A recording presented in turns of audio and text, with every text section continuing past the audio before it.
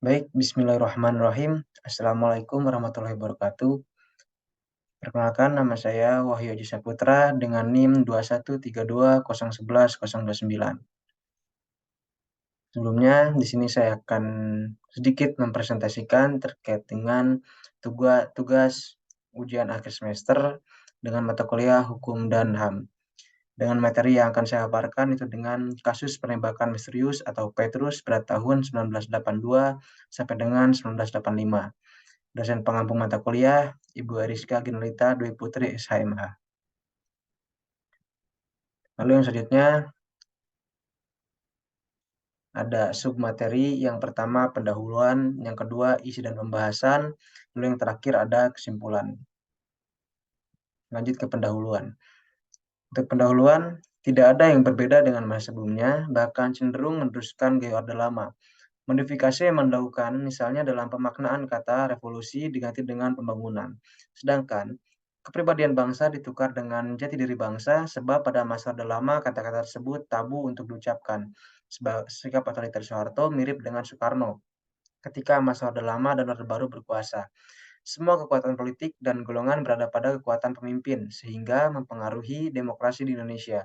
Militer pada masa kepemimpinan Soeharto dapat menguasai dan mengatur pemerintahan. Sejak Angkatan Bersenjata Republik Indonesia atau dikenal dengan ABRI sebagai militer TNI pada masa itu sangat menentukan pada tahun 1966. Sepanjang perkembangannya, mengalami dinamika yang sangat tinggi beberapa kasus pelanggaran HAM yang pernah dilakukan oleh rezim Orde Baru. Antara lain kasus penembakan misterius atau Petrus pada tahun 1982 sampai dengan 1985, yaitu penghilangan paksa aktivis pada tahun 1997 sampai dengan 1998. Lanjut ke isi dan pembahasan. Untuk isi dan pembahasan, yang pertama ada bagaimana penembakan misterius atau Petrus terjadi. Untuk mengatasi tingkat kejahatan yang begitu tinggi, pada tahun 1982, pemerintah Soeharto melakukan operasi rahasia yang dikenal sebagai penembakan misterius atau Petrus, dan juga dikenal sebagai operasi celurit. Sebab secara umum, operasi ini melibatkan penangkapan dan pembunuhan individu yang dianggap mengganggu keamanan dan ketentraman masyarakat, terutama di Jakarta dan Jawa Tengah. Banyak kasus pelanggaran HAM yang terjadi selama masa kepemimpinan Orde Baru, karena sebenarnya pemerintah Orde Baru menerapkannya dengan sangat keras, kekuatan untuk menyelesaikan setiap masalah politik dinamis yang muncul untuk mempertahankan kekuasaan.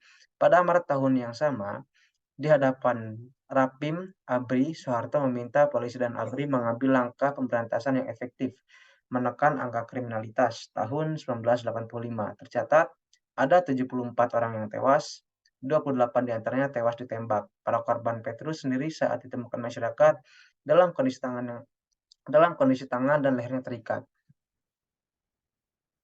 Penembakan Petrus pertama kali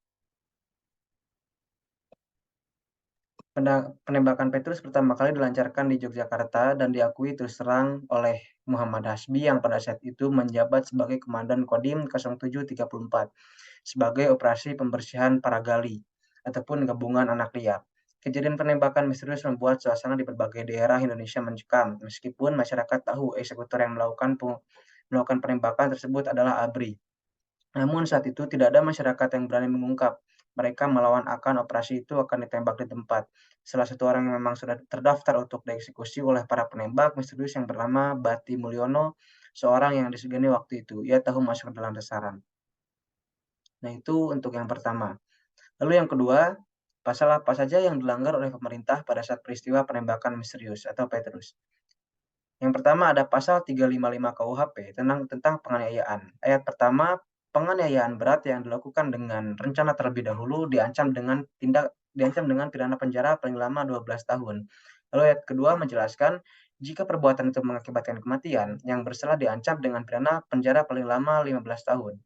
Lalu ada pasal 354 KUHP tentang penganiayaan. Ayat 1, barang siapa yang sengaja melakukan melukai berat orang lain diancam karena melakukan penganiayaan berat dengan pidana penjara paling lama 8 tahun. Lalu ayat kedua, jika perbuatan itu mengakibatkan kematian, yang bersalah diancam dengan pidana penjara paling lama 10 tahun. Lalu yang terakhir ada pasal 338 KUHP tentang pembunuhan, yang di mana barang siapa dengan sengaja merampas nyawa orang lain diancam karena pembunuhan dengan pidana penjara paling lama 15 tahun. Nah, itu untuk pasal-pasal yang dilanggar oleh pemerintah pada saat peristiwa penembakan misterius. Lalu yang terakhir, analisis kasus peristiwa kasus penembakan misterius atau Petrus. Pada rapat ABRI yang diadakan pada Maret 1982, Soeharto menginstruksikan Polri dan TNI mengambil tindakan untuk mengatasi masalah tersebut, guna menekan angka kriminalitas secara efektif. Dalam rapat tersebut diputuskan untuk melakukan operasi celurit atau penembakan misterius di Jakarta, langkah yang kemudian diikuti oleh Polri dan ABRI.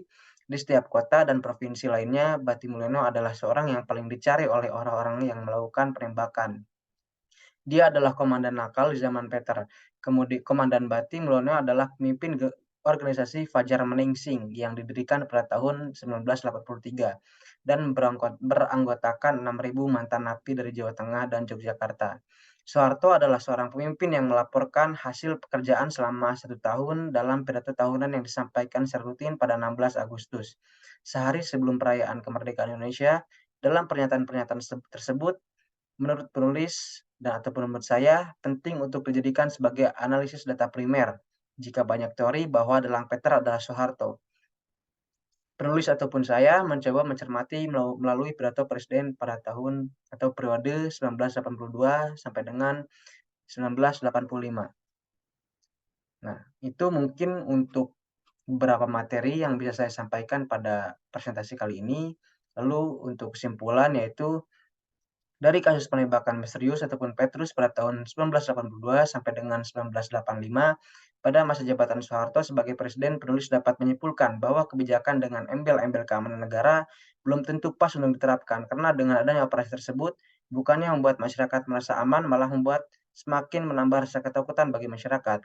Dengan adanya penembakan misterius di atas, membuktikan bahwa pemerintah yang dipimpin oleh Soeharto benar-benar terbukti otoriter.